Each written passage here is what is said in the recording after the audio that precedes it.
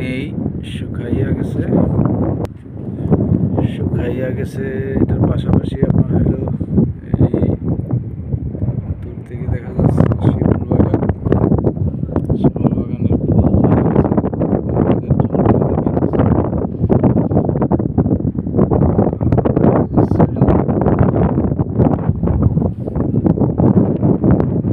পানি একদম শুকাই গেছে, খালে কোনো পানি নেই।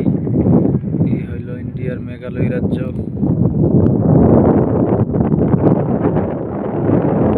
নদী সুনামগঞ্জ। যারা যারা দেখতে ভালোবাসেন তারা অবশ্যই আসতে পারেন। এই সেই জাদুকাটা নদী।